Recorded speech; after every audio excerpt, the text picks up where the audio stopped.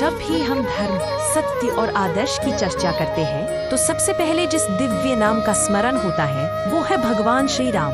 परंतु प्रश्न यह है कि आखिर उन्हें मर्यादा पुरुषोत्तम क्यों कहा जाता है? इसका उत्तर उनके संपूर्ण जीवन और चरित्र में छिपा है। श्री राम कोई साधारण पुरुष नहीं थे।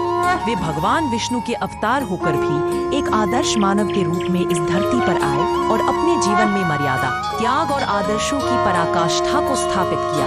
राम का अर्थ केवल नाम नहीं बल्कि नियमितता, संयम और आदर्श जीवन का प्रतीक है। जब राजा दशरथ ने कैकेयी के कहने पर राम को वनवास दिया, तब उन्होंने बिना कोई शिकायत किए मुस्कुराते हुए अयोध्या का राजपाट छोड़ दिया।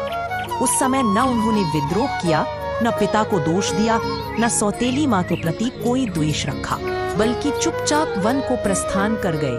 यहीं से शुरू होती है उनकी मर्यादा की परीक्षा। एक आदर्श पुत्र के रूप में उन्होंने पितृ धर्म निभाया, फिर एक आदर्श पति के रूप में वनवास के कठिन जीवन में भी सीता माता की सुरक्षा, सम्मान और साथ का पूरा ध्यान रखा।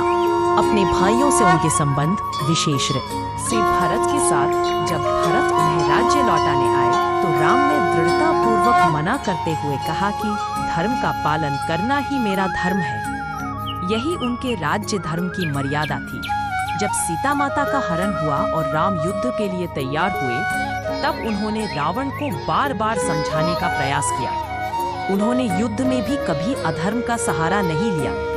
उन्होंने विभीषण को शरण दी पर छल नहीं किया। यही उनका धर्म योद्धा का स्वरूप था, जो न्याय के लिए खड़े होते हैं परंतु अधर्म के मार्ग पर नहीं चलते। सबसे बड़ा और कठिन निर्णय तब आया जब सीता माता को अग्नि परीक्षा से गुजरना पड़ा। भले ही राम के हृदय में उनकी पत्नी के लिए अगाध प्रेम था, पर एक राजा के रूप में उन्होंने प्रजा की भावना और धर्म की मर्यादा को प्राथमिकता दी। यह निर्णय दर्शाता है कि राम ने व्यक्तिगत जीवन से ऊपर राष्ट्र और समाज के धर्म को रखा, और यही उन्हें मर्यादा पुरुषोत्तम बनाता है।